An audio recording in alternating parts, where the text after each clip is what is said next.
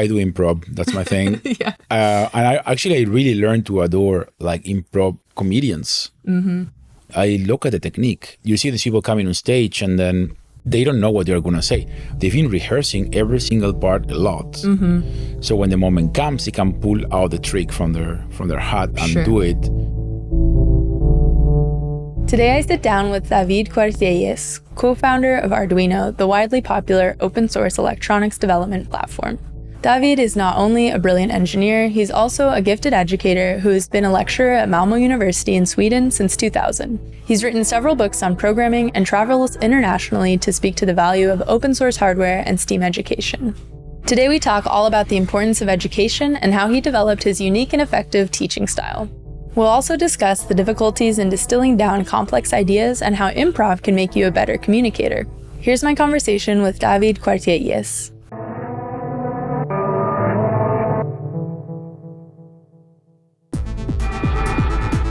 We live in a time where design and technology touch every aspect of our lives. But where did it all come from? Who designed it? How was it built and brought to market? What will it look like in a year, 2 years, 100 years? From the phones and smartwatches that help us in our day-to-day to the cutting-edge spaceships and 3D printers that are leading us into the future, modern design is constantly shaping the way we work, communicate, problem solve, and play. And every new design, big or small, starts with an idea and a bill of materials. I'm Magenta Strongheart, and this is The Bomb, where we talk to leading innovators in the tech world and celebrate the transformational power of design.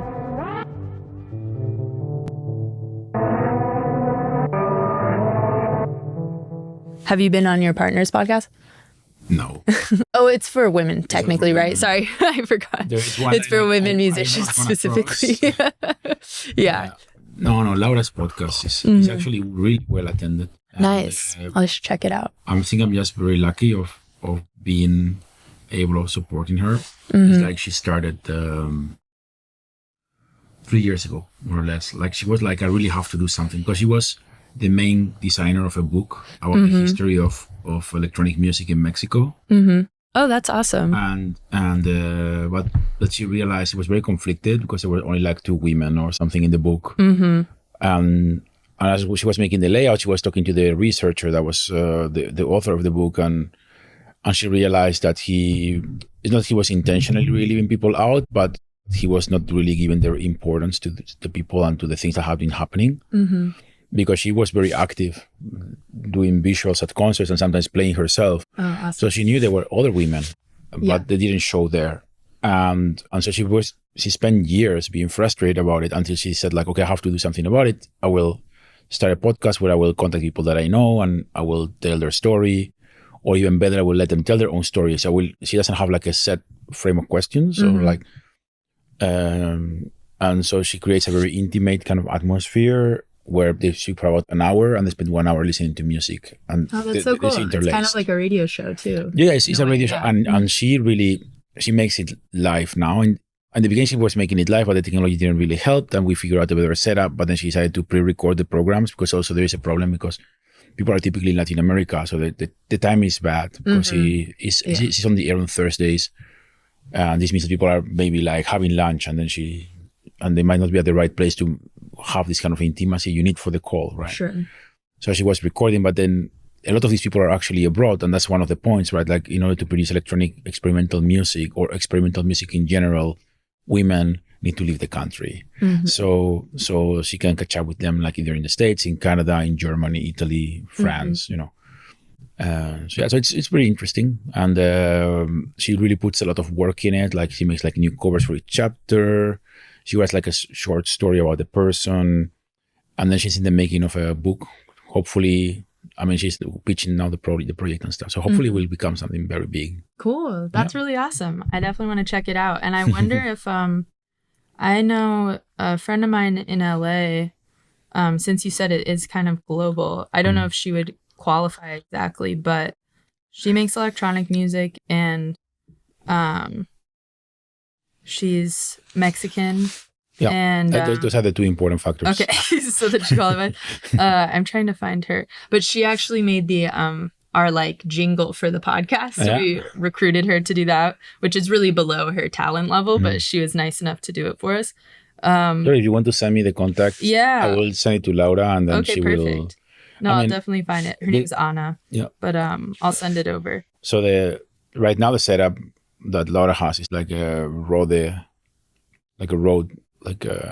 mixer board that's special for high-end mix minus. So you can have like the live calls and play the music back to the person that is being interviewed and so on. Nice. So it's a pretty like rough setup because he also has to stream against a server that is in Mexico. Oh, wow. And then from there, it's like stream from a website. There is Nopal or Radio Nopal, which is the radio. Oh, so it does go on like a radio show. That's cool. It goes like a radio show on a website. Yeah. Where there's a lot of other people that are doing this. So it's a radio collective with, I think it's like 20-something programs. And they're trying to fill in the full programming for 24 hours, 7 days a week. Wow. So it's it's a lot. And does she do it weekly?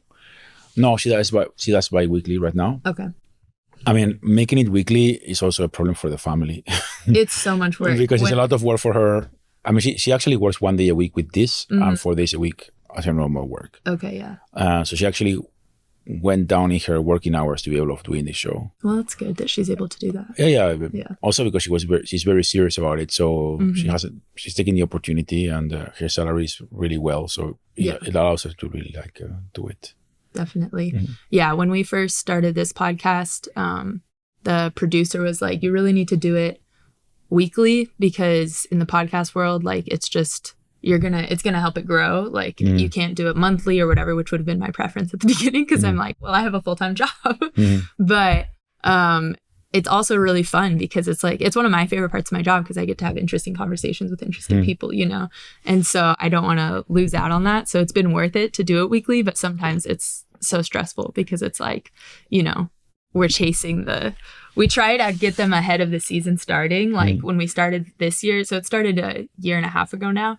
And when we first started, we were maybe like 10 episodes ahead in the first season, and that was decent. But then this year I was like, I really want to get further ahead, so I don't want to stress the whole time. And we had maybe 15. It wasn't a ton. And then once we got started, it just caught up so quickly, the actual, you know, live week. I think now we're like 4 weeks ahead, which is decent. But it's a constant. I know what it is. I was making a podcast with a friend until he got his kid, and we were making like tech news for makers in Spanish, and so we were collecting the news of the week, and we will get hundreds of followers like to listen to it live. So once we did it while driving a car to an event, like live from the car and things like this, like really crazy. We did a lot of things. But it requires a lot of commitment, and some things like come along in life, and if actually it's not anything you actually are paid for, it becomes a problem because you have no excuse to don't do the other thing that actually pays your working hours. Exactly. So, you need that accountability piece. Yeah. So I am lucky it's part of my job, but it was an add-on to a full-time job I already had. So, you know, it's all about prioritizing, which is actually a nice segue to one of the questions I wanted to ask you, because you do, I mean, even in the short time we spent together, I can see you do a lot. You really manage so many different projects, different initiatives. You have, you know, a hand in a lot of things going on. And as you mentioned yesterday, you're someone that when people work with, they want to invite you back to do more pretty often, right? So how do you manage your time and kind of select which projects you're really interested in working on or going to prioritize, what commitments that you're going to focus on? That's good. I don't necessarily prioritize projects based on the outcome. So by outcome, I mean either economic or coverage. Some people are very strategic and they think like, oh, I have to do this project because instead of 100 people see me, there will be 1,000 people see me. Instead of making $100, I will make $10,000, you know.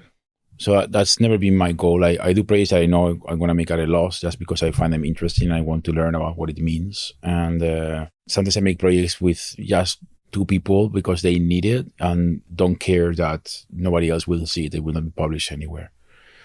So I typically decide, not necessarily based on feeling, but I think based on the need. And for example, when I decided to commit to Arduino, I was on my way to have like a decent career as an academic and media artist. And even though I was starting as a media artist, I was in that phase where things were starting to click.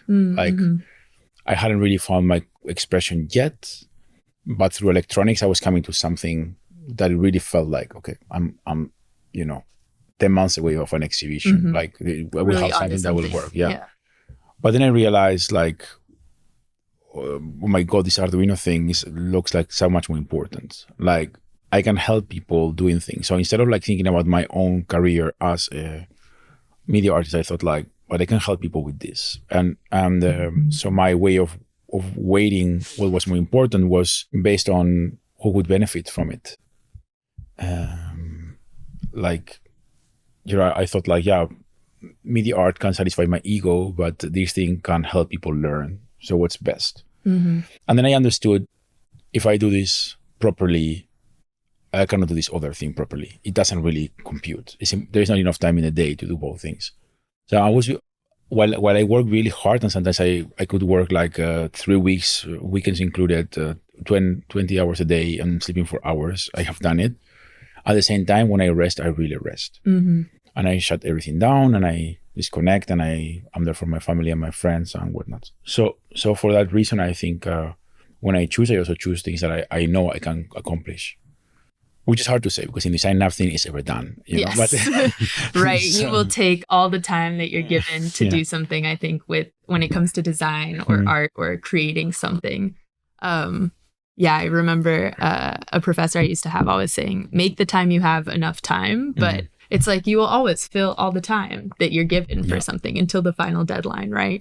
Definitely. Like you said, the work can sometimes never be done. But that's really interesting. I think that like you said, that's a hard decision for a lot of people to make, to choose something, that's maybe it has to do with the bigger picture and how it's going to make more of an impact rather than, like you said, kind of maybe satisfying your ego or something that you were really passionate about in the moment. I mean, that's a really hard trade-off to make.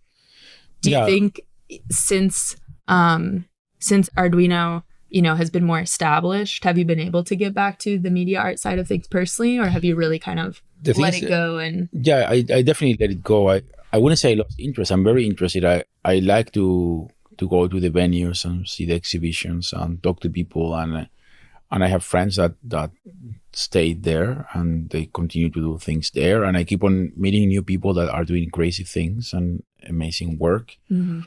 But at the same time, it's a world that requires a huge effort. You have to build the contacts. You have to be at the galleries. You have to make something that is interesting and is in the political discourse of the moment that people can really relate to. And with media art, it's even more complicated because it's not the traditional art in the sense that even though the digital technology has been with us for a long time, people don't necessarily understand it as a way to express, let's say, the same thing you will do express with a sculpture or a painting. So it is complicated. And I really admire people that have been devoted to this and that have been putting effort and that have been getting good results, because it's really hard. Definitely. To the question is like, it would be really hard for me to go back. Also because the last 20 years, since I started Arduino 15 years, I specialized very much in the pedagogics of technology. Maybe my painting is that I can make a sketch of a 1 day workshop, a 3 days workshop, a 5 days workshop, and I can prepare it in a couple of hours, Exactly. So that's my skill. It has become my skill. And I learned to live with that and accept that, it's and I don't see it like as a loss. I see it as like, I made a conscious choice and I'm glad with the choice I made. No, I can appreciate that, because I feel similarly sometimes with the work that I do. I thought when I graduated, I was going to be doing furniture design full time. Like that was the dream, make furniture. And, maybe I'll do it someday. But I've found through this role, that I really like learning about how to make things, right? Like being in the shop, using the tools and learning from others, how they're innovating with these tools, with what they're creating, having these conversations with people who are really passionate about the work they do, and then organizing community events and being able to spread kind of access to technology or to design thinking or to these different, focuses that Design Lab has. And in the way, I feel like that's my art practice now, like that's the way that I can be creative and make something in collaboration with others that feels impactful. And I think it's something that a lot of people go through. And so a big focus of yours, in addition to Arduino, is what you do in education. Mm-hmm. You are an incredible educator, not only, I think, at the university level, which I've been learning more about since we met yesterday, but even beyond to all of the work that you do across the world through these workshops, Mm-hmm. through working with different schools, nonprofits, government groups all around. And so I would love to hear just why you think, it sounds like maybe a basic question, but why is education important? What do you think it really does for students, you know? So, well, I think I should say, first of all, I always wanted to be a teacher. That was something that was on my plate forever. Like when I was a student at the university, I realized that some of the teachers I had were amazing in transmitting very complex concepts. I had this teacher that he was working with, it's called crayons in English, right? And on a blackboard. Mm-hmm. He could, or chalk. Yeah. Mm-hmm. So he had like, he could paint like electromagnetic fields with chalk in 5 colors. Wow. And you would look at it, it was like crazy. It was impossible to copy it that well on a paper. Mm-hmm. And this guy would come and he would prepare his class and come. He had really prepared the thing so he could make it in his 2 hours. Like he knew exactly what he was going to say from the beginning to the end. And it's like a performance. And if you think about it, like a traditional good teacher is kind of like, is a performer. It's like he comes, makes a concert, and probably some years he has a better concert, some years has a worse concert because whatever reason. But he has been rehearsing a lot. He's been doing it year after year, and knows what he wants to say and what's the joke when he needs to crack the exact joke, like, you know. And I really admired it. And I was like, this is what I want to be. I dreamed like this is what I want to be. Like, you know, it's like, yeah, I want to do technology. I want technology to end up in everybody's pockets. But for real, when I've done the technology, I want to be able to sit in a class with 100 people and explaining them how they can do the same thing. Mm-hmm. And so when I was graduating from my master's in the old study system in Spain, you will go straight for a master's. So when I finished my master's, I told my teacher, so I really want to run for a PhD. I want to be a teacher. I told me like, well, you know what, go into the market, work for 3 years, and then you think about it. And because I'm a very restless person, like I can do a lot of stuff and I can achieve a lot of things in parallel. And they thought like, yeah, you will not last 2 days doing this thing. They didn't want to tell this to me directly, but I could see in their eyes they were really thinking like that. And I was like, well, I cannot really start a PhD without their blessings. Mm-hmm. So I should at least try to do what they're telling me to do, mm-hmm. right? So I went into the market and I went to my first job and I lasted 12 months exactly. And I went to my second job, I lasted 9 months. And then I got offered to come to Sweden to become a teacher when I was 24. Wow. And I was like, okay, this is it. Mm-hmm. And so I relocated here. And suddenly I realized how amazingly hard it is to run those classes that these guys were running. Okay, I was asked to teach programming to art and design students. Nobody had been doing this before. There were no books about it. So I had to invent everything from scratch. Mm-hmm. There were some guys, like the guys from the processing project, that had been doing this before at MIT, that had been experimenting with this. But I was not aware of that. You know, I had like no place where to pull from and unveil the secret. And this is the secret book that will help me do pretty much starting from scratch. You were writing the book. Yeah. So I was teaching them Java, and which I was kind of like mandatory from the school. They asked me to teach them this thing. It's the most academic language right now, and so on. And it was really hard. I have to tell you, like, but I very like in the beginning. I was forced, or not forced. I was asked to start teaching like the week after I arrived. Wow! So I had to be creating the course as I was running the course. Yeah. Because I was going to ask. I loved the analogy of the way someone teaches to a performance, giving a performance, and I think that's really accurate. And so I was going to say, do you rehearse your courses when you teach them? But for this one, you didn't have any time to prepare, it sounds like. I do improv. That's my thing. Yeah. And I really learned to adore like improv comedians. Mm-hmm. But my wife and my kid, they think it's because I like really bad comedian artists, but it's not for that reason. I look at the technique. You respect that they can get up there and do it on No, the fly. It's amazing. It's amazing things. Like you see these people coming on stage and then they don't know what they're going to say. They've been rehearsing every single part a lot. Mm-hmm. So when the moment comes, they can pull out the trick from their hat and do it. But so what I do is I rehearse things, but I don't stand at my place like cracking the joke and laughing at myself. What I do is that I do a lot of like slideshows, and I know kind of like the storyline on how to reach a complex thing, and so I rehearse the story in telling that very complex thing, and I try it once with a group of students, and if it doesn't really work properly, I fix it. You can iterate, yeah. I iterate, exactly, and I make it better. And of course, some classes I've done it so many times. At some point, I was teaching the basic Arduino introduction workshop like 3 or 4 times per term. Wow. So I was once making a joke to a professor emeritus, Pelen, which is one of the founders of the Malmo University. I was like asking him, like, how many times do you teach this class? It's on a certain topic that he's really excellent at teaching. He's like once every year. Like, well, I'm teaching the Arduino workshop like 3 or 4 times per term. So technically I could retire by the time I'm like 47 if I have to account the amount of time you will make your lecture in comparison to the times I make my lecture, right? You're like, I've completed the 10,000 hours. Yeah, I know. I'm an expert now. I'm definitely an expert in that. So, but I still remember when I designed the first Arduino workshop, that was like so intense because like we made the first Arduino boards and they were based on the teaching we had done until then, but we had never really been teaching this to anybody. Mm-hmm. So we were going to teach this workshop in Spain at an art center that doesn't exist any longer, called Media Lab Madrid.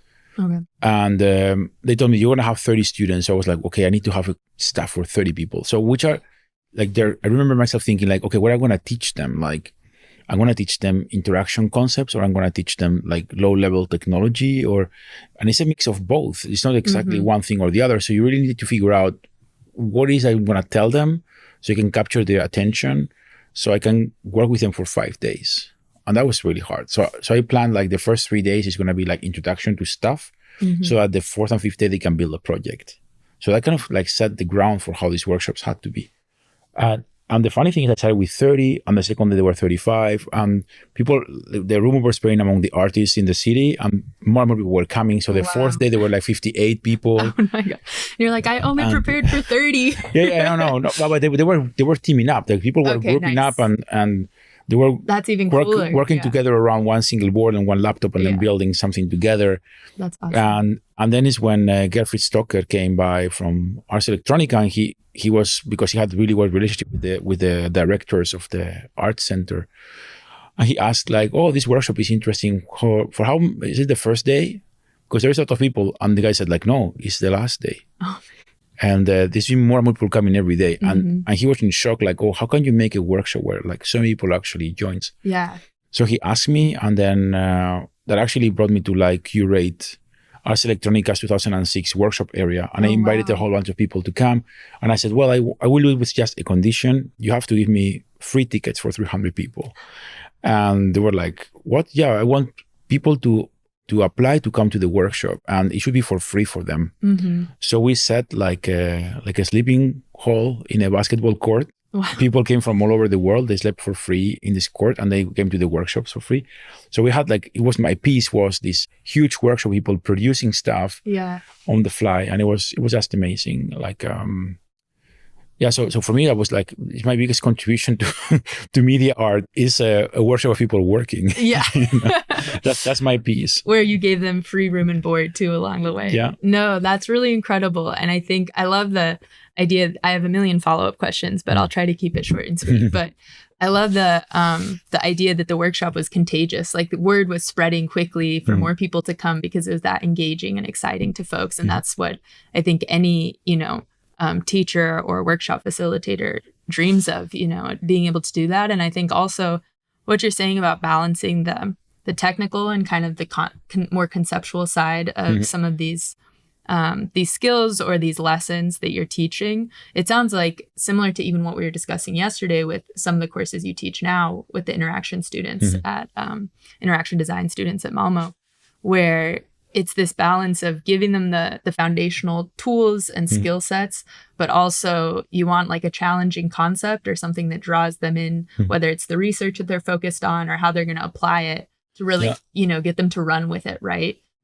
Just if you look at it, I think it's a secret sauce. Like I've been analyzing how different master courses and so on, how they run for so many years so successfully. For example, ITP has been there since the 70s. They started giving the students like the first Betacam cameras, and they will go out on the streets filming and stuff like this. Well, I don't know if it were Betacam or VHS. I think it was Betacam, but that's not relevant. But they give students with cameras.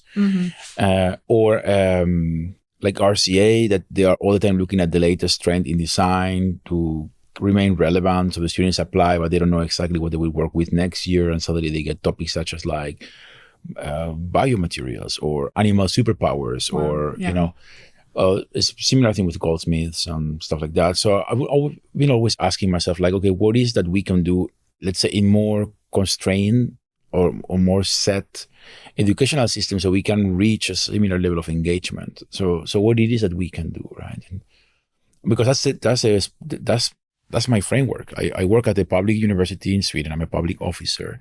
So what is that I can do to engage people in this education, also that the education becomes relevant or remains relevant, because it's been very relevant the last 20 years. And students keep on coming and keep on applying, and they keep on thinking that they learn something, and they go out to get jobs or invent jobs, and they make new crazy things or important things, not just crazy. I have crazy people that important. Crazily important. Yes, let's make it into an adverb to make it more important. But it's like, so I think it's very important to keep on analyzing what is that the others are doing and try to make it better, but not from a competition perspective, more from a prototyping perspective. It's like, I think improving the work from the others should be like a by default model. Like, why do I go to, I don't know, Thingiverse and replicate a play from somebody? Okay, I need this exact same thing to do this, but if I really want to make a better education system, I should teach people how to get that and make it better. So really challenge it and think. Continue to build off of it. Yeah, because otherwise you don't learn anything. Yeah. You just learn to copy, and that's okay. That's interesting. That could get you a job, but might not solve the future, right? Yes. And our goal as academics should be make better designers, make better engineers, help make a better future. That should be like the underlying super clear goal. Once you understand that, we're going to make t-shirts. Give me my 10%. Yes, just sell them. Well, I think that's a perfect segue actually to something I wanted to ask you around. What do you think is the responsibility of designers and engineers to humanity, to one another, to people, in the world? Well, as I said, I think the basic responsibility is to make the world a better place in whatever form. And I mean, that sounds very generic, but I think if you use that every time you ask yourself whether you should make something, I think will really help you answer the question. Yeah, if you're using that as like your compass or your North Star. Yeah, if I said like, if I make this thing, will this place be better? Or will this create a conflict among people? Or will this be more polluting? But you also have to have like the thought that goes a bit beyond the simple yes/no question. So maybe the question is not whether it is polluting today, but will it be polluting in 10 years' time? Exactly, yeah. Or even if it's polluting today, but will it help reduce pollution in 5 years when this thing is fully implemented? So you have to really learn to make that math on the implication of things in the short term and in the long term, because you also need to pitch them. And I think many engineers, especially, and some designers as well, they are forgetting about the importance of language and how much it matters to be able to communicating what you do and explain others and engage others in good things. But also I think the other problem is that sometimes the message becomes very shallow and very superficial. So if I have to tell designers and students how to collaborate or how to make better things, I will tell them, first of all, look at the matter, like give it a thought, think about the possible implications, think long term, and then on top of that, think about whether it's actually feasible with what you have. The practicality. Yeah. Because sometimes we want to do everything and then we can't. Yeah.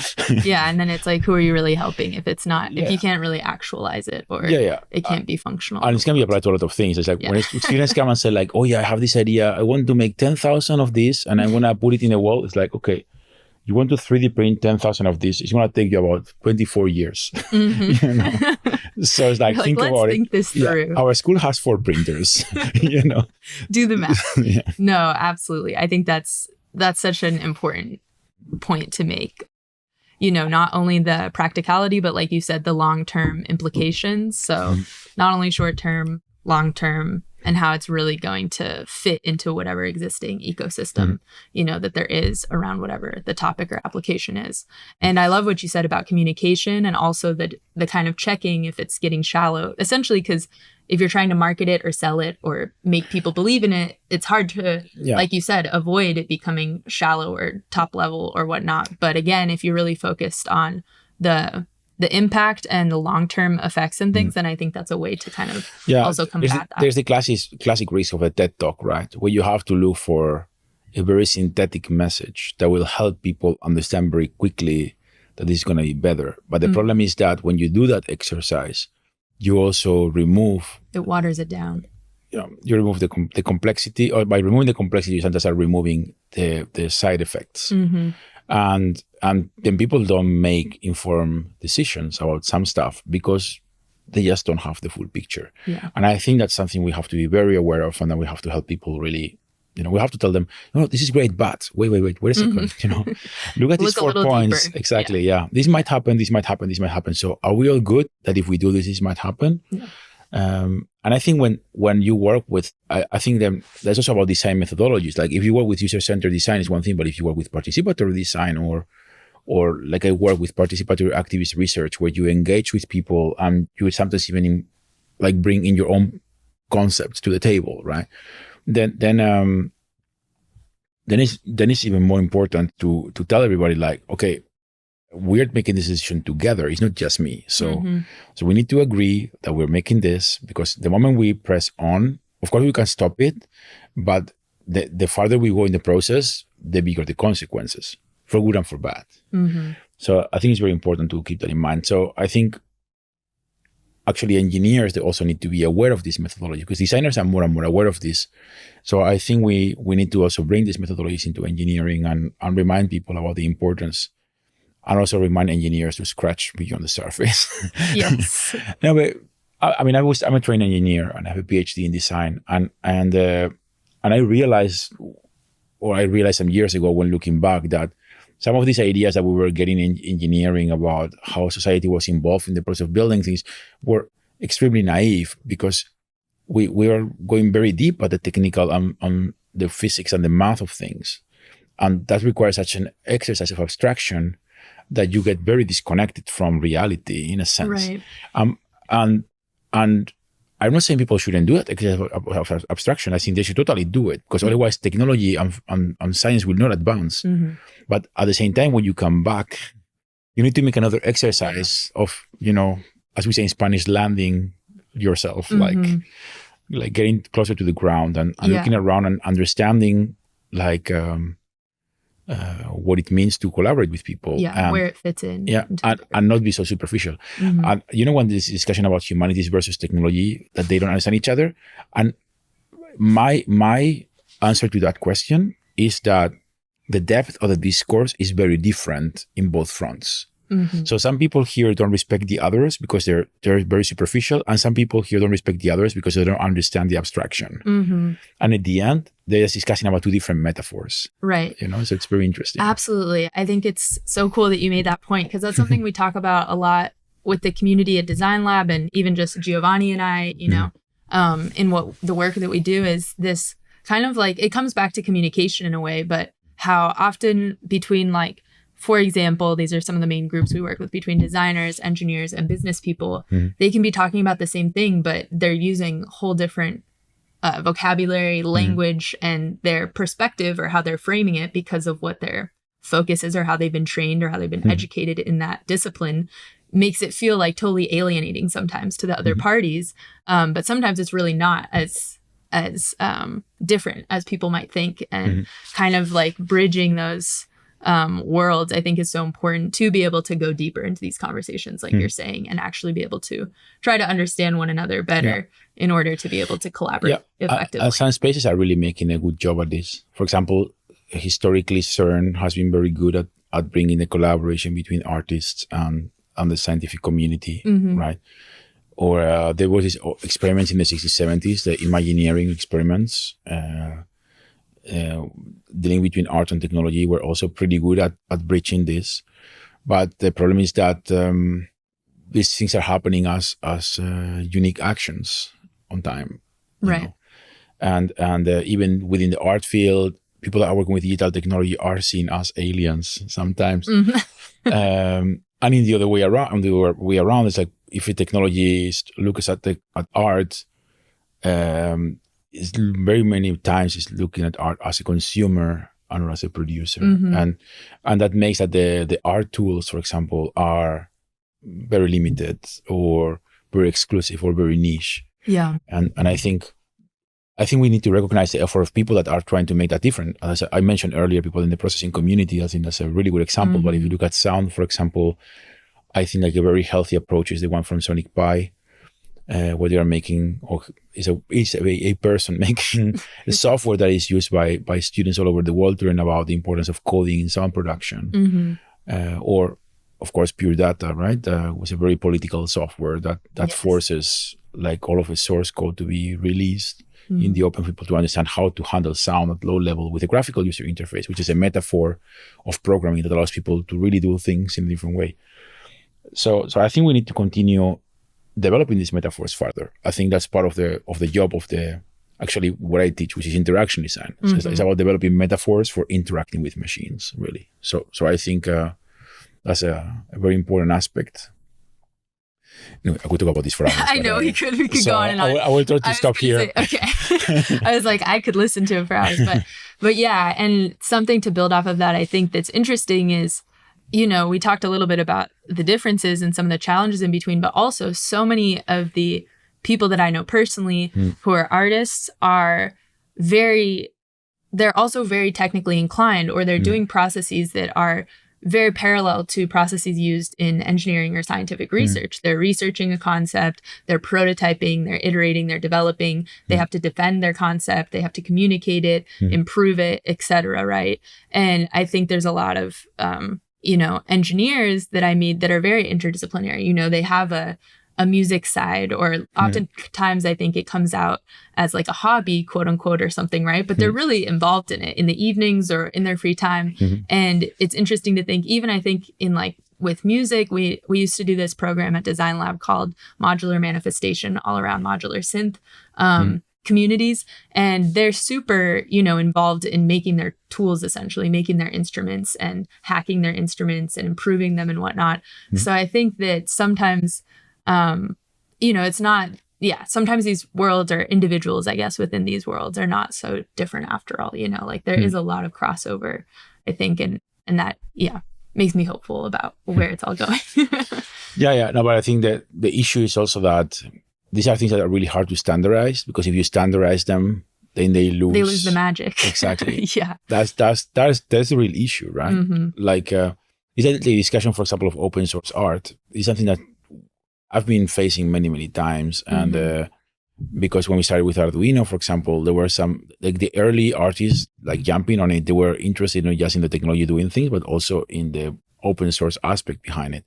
So a bunch of people started to like publish the art as open source, because they distinguish, or they could separate between like the art and the technique to make it happen. For example, there's this artist called Daniel Palacios that makes this kind of environmental pieces. He captures data from the environment somehow, whether it's sound or whether it's people in a room or whatever it is, and he makes a manifestation of it, whether it is something moving or whether it's something being etched on a piece of wood or some like sort this. of physical manifestation. Exactly. So it was a physical manifestation of data captured, whether in real time or over a longitudinal period of time.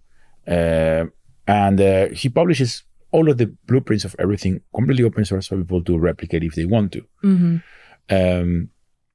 But because he's working in such a niche aspect and he's so unique, everybody is gonna know. Okay, this guy made it it's first. His, yeah, of course. Exactly, yeah. Does he ever integrate the work of others building off of it into his pieces later on? He does integrate the software in his pieces, but I don't think many people are really taking his job and replicating it because it's special what he does. Yeah, it's unique. He was also very lucky. Like his first piece actually got 2 prizes, was exhibited at the Beijing Olympics, wow, and stuff like that. Yeah. So he's been very lucky when it comes to his production and his exposure.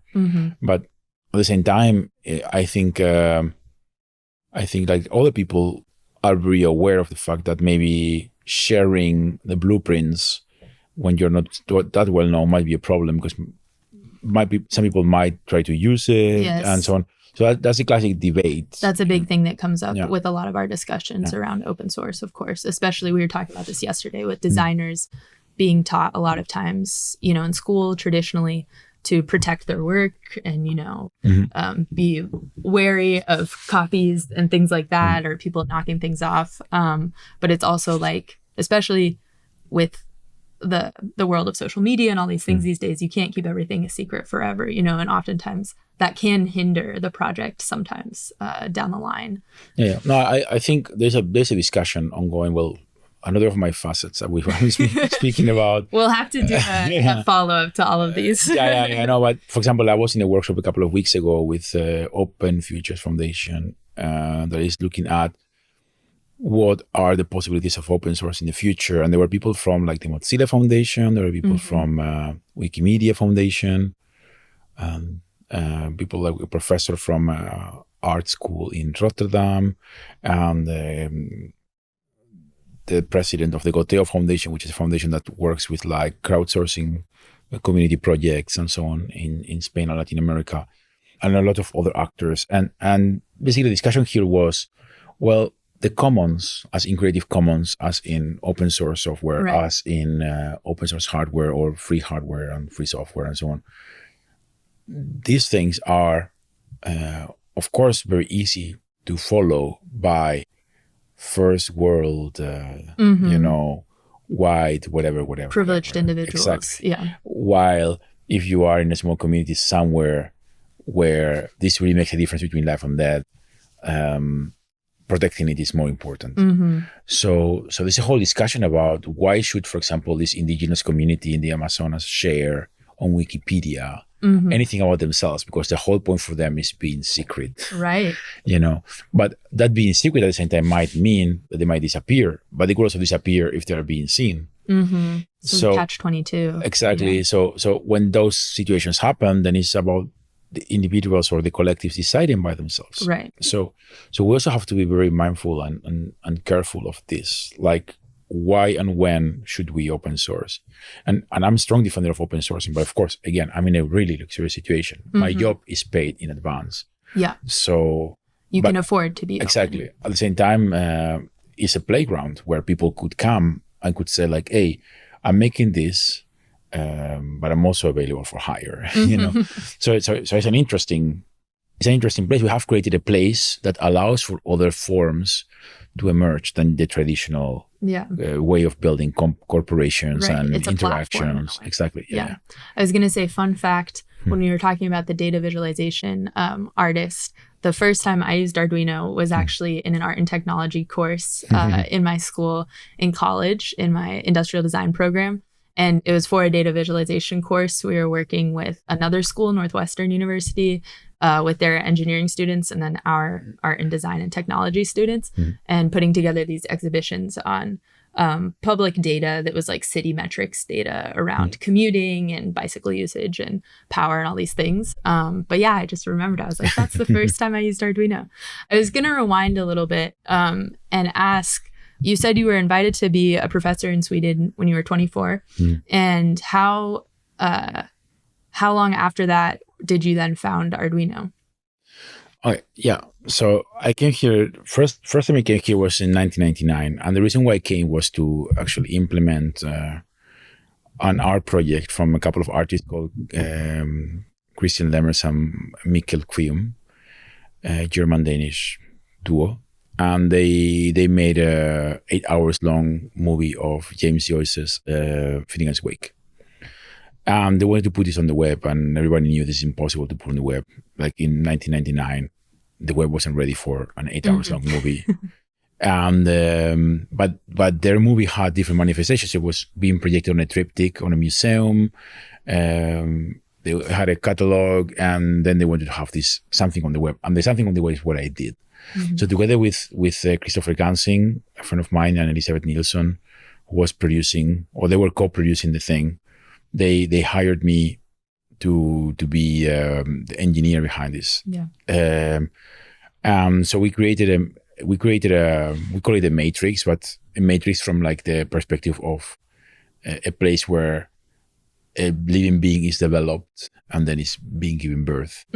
So, but with building the analogies with the book, I don't know if you've read Finnegan's Wake. Nobody has really read this thing. I haven't. So I'm sorry to say, but but one of the I'm curious now. Yeah, no. Listen. One of the things we did is that the server where this thing was hosted was like sending you a weekly email with a couple of pages. Oh, of the nice. book. Yeah, because the book is. Is it still up? Should I subscribe? No. The book was like so hard to read, and it is so hard to read, and it's a masterpiece, and it contains a lot of stories that are interlaced. Okay. And the thing is that, or one of the analyses that has been made of this book is that it contains a lot of stories that are interlaced, and so the things jumping back and forth between the stories and so on. So these guys, they made a lot of video sequences that were about 3 minutes long, and they interlaced them to become 8 hours. Wow. So then you were seeing like a scene about incest, and then it was jumping into another one about insects, and then was jumping into another one about I don't know, necrophilia, and this novel is very complex.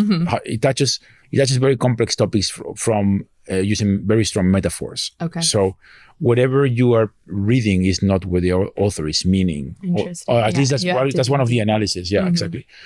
So these guys made these movies, and so we had this idea of what if when people are exposed to this, what they see is the matrix, which is an egg, and it's in the center of the website, and then you have these 13 different categories that are made. Like there's insects, and there is I don't know, different things that you can drag and drop, like food, and that represent the categories, and you can drag them. And let's say you drag 3 items, and the thing knows, you drag these 3 items, and so it randomizes and gives you an experience based on those 3 topics. Wow. So we made an endless amount of Flash interactive movies. Wow. That could be created out of this randomization. And you said this 1999? Yeah. Wow. Yeah, no, it was a tremendous amount of work. Yeah. So first it came to think about how this could be implemented, and making the whole thing and making it work. And then I decided, okay, I'm going to build the whole front end in JavaScript, when JavaScript was kind of on its way out, but it was the only way of really making it happen. Wow. And then the movies were made in JavaScript, because then the filmmakers that were working in the project could work in cutting and making interactions and so on. So we made a lot of like interesting interactive movies. I think it was about 100 sequences or something. So it's like choose your own adventure for the user. Yeah. That was the idea. Amazing. So with these categories, it will create a sequence of about 10 movies. And then inside these movies, there were obviously links that could jump to the following ones or to some other ones and build a tree. So the idea is that every time you will come to this website, you will get a different experience. It's so cool. And like we could talk about this for hours. But basically this piece is the one that brought me to Sweden. Like when I made this piece, I was then invited to become a teacher here. So that was the thing. And this was during 1999. I did this thing in the summer, and then I moved to Sweden year 2000. And then how much later? So then, and Arduino is 2005. So about 5 years later. Yeah. So you had about 5 years of teaching experience that translated into... What happened? Yeah, exactly. What happened was that, first of all, I had a lot of thoughts about how I had been taught technology. Like I remember perfectly, there is this image that is used every time you learn, for example, computer vision or image treatment, which is this lady with a hat. That I think was taken from a Playboy magazine or something. It's a very famous. It's used all over the engineering literature. It's a very classic picture. So it's like the the head of a lady with a hat. And it's a highly compressed picture. So when you look at it, you can see all of the imperfections and the pixelations and stuff. And with that, you learn about frequency in the images, how you can make a fast Fourier transform bidimensional to extract information from it, and so on. And so I came to the professor and I said, like, look, I understand that this is like very interesting, but at the same time, like it's been used in like books and stuff, but at the same time, you want to analyze the frequency as a concept. Wouldn't it be better if we just had a black and white image with like white bars? And then the narrower the lines, the more lines, the higher the frequency, the wider the lines, the lower the frequency. And then we can see how the spectrum changes with this. Yeah. I mean, he was like this close of calling me stupid. And, but I was right. Yeah. And the point is like, to me, was like, okay, clearly something doesn't work in education. Like if you want to explain a concept, you can just say verbatim what comes on the book, or you can just try to figure out a way that it makes it easier to understand the things. And so I had this in my backpack when I came to teach here. And so I inherited, because Malmo University was created in 1998, but I came to teach in 2000. So I got these books for teaching Java, and I said, there's no way I can teach these people how to program with this. Yeah. So I would try to reach these concepts, but by telling the stories differently. I have this collections of overheads on how I was teaching my classes, making my own drawings and telling the story differently. You need to do an exhibit with those one day. I should at some point. Museum, archive. but after 2.5 years teaching this, I came to the school administration and said, like, okay, guys, like my second job was designing microchips, and I know that in the embedded world, the technology is becoming very, very small. And by small, I mean, it will be possible to put microchips inside every physical object. So I think that our design students, especially our interaction design students, they should learn about electronics, because this is the future, really, how it's going to go. And truth is that they had a teacher before me that was teaching something like that, but they were making one single project in the whole class. And he was the one making the project for them. Like they will conceptualize it and he will be making it. But I was more like, no, the students, they really need to learn. What if we transform this physical building class into a class where the students end up building something physical that works with technology? So I designed my own circuit boards for the students to reprogram by themselves and so on. We used some basic stamps in the beginning. And I was kind of satisfied, but the problem was that I was getting more and more students because the school was very new in the beginning, the classes were very small, but they were slowly increasing the amount of students. Yeah. So the budget was escalating very quickly. And also the basic stamps, they were really easy to break. And I knew that electronics are very cheap. Like the components themselves are very cheap. So I couldn't understand why the price of the basic stamp was so high. So I was like, I have to make my own board. Yeah. And so I started building my own board. And at exactly that time, 2005, some of my work with my students was exhibited at different places. And so the School of Design of Ivrea, the Interaction Design School Ivrea, that was the first big international masters in interaction design, kind of like invited me over for a 3 or 4 months residency to help them with a class. And so I came there and I met my compis. That means like friend in like children language in Swedish. Like my colleague Massimo. I learned a new word. Yeah. And then for the rest is history. Yeah, exactly. But for some months I helped him with his classes, but at some point he asked me like we had like a very official interaction. Like at some point, like we kind of became friends and we understood like, yeah, we want the best for students. So we should try to figure out how to collaborate because his residency would come to an end. Yeah. But what can we do beyond that? Yeah, exactly. So I told him like, yeah, I'm making my own board. And he told me like, I'm also making my own board. My board looks like this. I look at his board and said like, well, I think your board lacks a resistor. Just hand me over your PCB design. I will fix it. He sent me the files and I designed the first Arduino board based on his original sketches. Wow. And yeah, now the rest is history. So awesome. Yeah. That's so cool. That's the first time I've heard that story officially, and it's great to hear it from you. Yeah. And so I'm like just conscientious of the time. I don't want to take so much of your time. But like I said, we could dive deeper and deeper into all of these things, but we'll have to save it. Hopefully, maybe we can do a part 2 when you're in the States. I was going to say.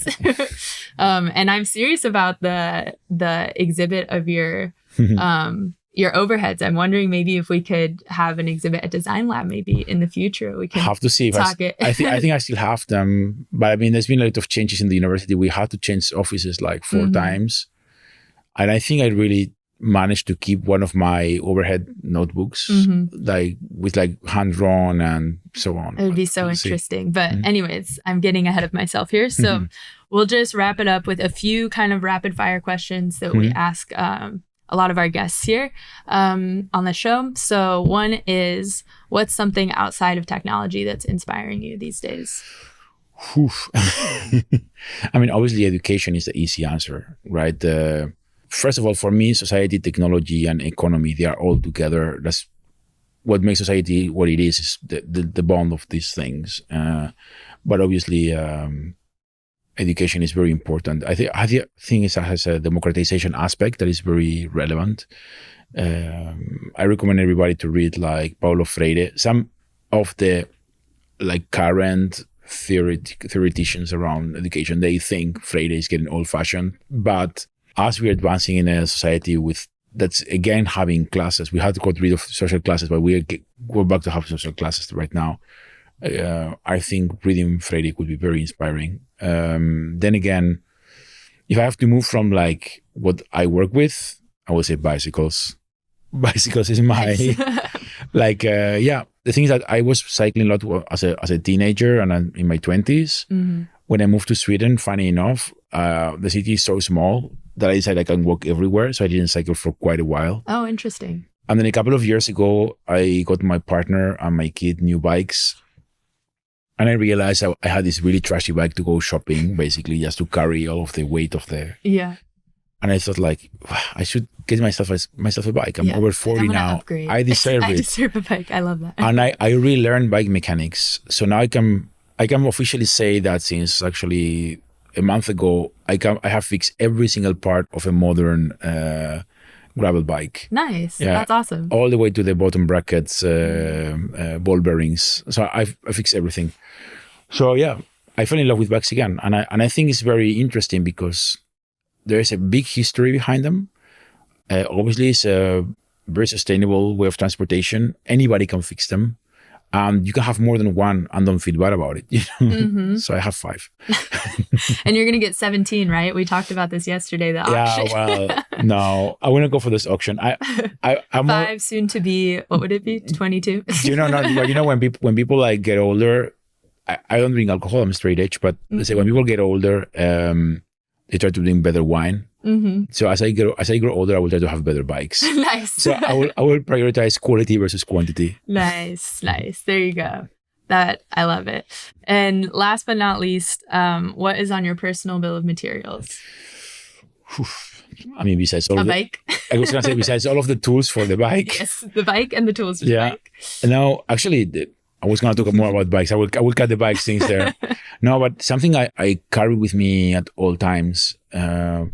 Like I managed to, since I started running Linux about 20 years ago, I've seen how I can run my computers for a longer time than anybody else. Like my current laptop is about 7 years old, and I'm really proud. The battery is kind of dead, but still, I can continue working with it. The same operating system is great with memory, SSD drive and everything. So, but is the accessories I have around it. Like I have 2 sets of headphones because sometimes I need to be in calls all the time. So I have some of these headphones that work with bone conduction, so I can wear them and I can keep on talking and they don't look too tacky. Nice. I got some of those for swimming. Yeah. For being able to listen to music underwater, and it was so funny because I remembered when I was like a kid on the swim team. I always wished I could play music. And it's one of those things, you ever have technology where you're like, whoa, I'm living the dream, like I never imagined this would be possible. And now I have headphones underwater. That's exactly the thing. Like that's it. When I was riding bikes, when I was a teenager, we were doing like the equivalent to enduro today, like downhill, crazy, no brakes. The rule was not hands in the air. Yeah, no, not so bad, but it wasn't very uncommon to arrive home with like either half your body covering mud or like blood somewhere. Oh no. But what I really missed was like listening to music. We would watch these music videos where guys were skating or doing like crazy sports and had music. It was like, fuck, it has to be great to be cycling like downhill with this music. Yeah. What I can tell you is true. It's because like it is awesome. Yeah. Like the other thing in my bill of materials actually is a playlist. I have a playlist that where every song goes over 120 BPMs. Wow. So when I'm cycling, if I want to push it, I put that one on and I go on forever. So do you ever do like collect biometric data on yourself as it's happening to see if it makes an impact on your capabilities? The thing is that I wear a pulse meter. Yeah, it's a smartwatch, but I call it more a pulse meter because I want to just basically measure my pulse. And I have to say I have improved my condition. So the moment I realized I improved my condition, I stopped looking at it. But I still measure it because I think could become relevant at some point. Yeah. But I don't necessarily look at whether music really affects me. but you just know in your heart that it does. Yeah, but you know what? Just to close this interview in a circle, an interaction design, one of the first projects a student proposed many years ago was exactly that. Was exactly the possibility of having a music player. Back then, MP3 players were like at the early stages. We're looking at the classic iPods with the ring and stuff like that, right? So that when you were exercising, the music could adjust to your heartbeat. Oh wow! So you could either use it to enhance it and push you further, or to calm you down in case you were like overdoing it. And back then, we could only prototype this conceptually. But the interesting thing is that because of Arduino and so on, today we can do this for real. Like if we did that prototype today, we could totally make a machine that based on your heartbeat could actually adjust the BPMs of the music. Absolutely. Yeah, so. I actually have a friend from school from that art and tech class I was talking about, Lal. She's Turkish, and she's now doing, she's actually managing a art and technology like venue space in Amsterdam. She was doing her master's there, but she does performance pieces. She was on one of our modular manifestation interview episodes, but she does performance pieces using Arduino where she takes her heart rate and she does like a speaking performance, and she's able to like modulate her heart rate. Like she's practiced how to speed it up or slow it down with breathing techniques and different things. And then it affects basically music that's being mixed. I don't know exactly all the technology behind it, but essentially it also makes, a live music show essentially as she's doing her performance. And I'll have to show you. I have a picture of her little kit that she does with her with the Arduino and everything. But I love that you brought it back full circle. Thank you. You're a pro. You've definitely done these interviews before. Many years. And I really appreciate the time today, David. And thank you for your generous hosting of Giovanni and I here. We're really excited to continue working together in the future. Yep. Thank you so much.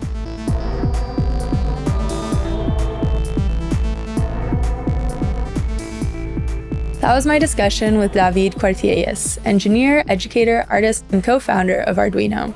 We talked about the complexities of open source in the arts, the value of open source electronics as a learning platform, and the founding of Arduino.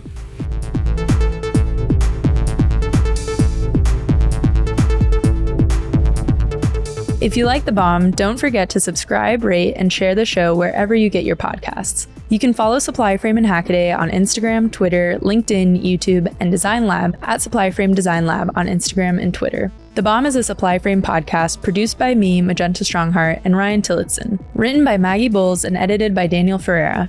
Theme music is by Anna Hogbin, show art by Thomas Schneider, special thanks to Giovanni Salinas, Bruce Dominguez, Thomas Woodward, Jin Kumar, Jordan Clark, the entire Supplyframe team, and you, our wonderful listeners. I'm your host, Magenta Strongheart. See you next week.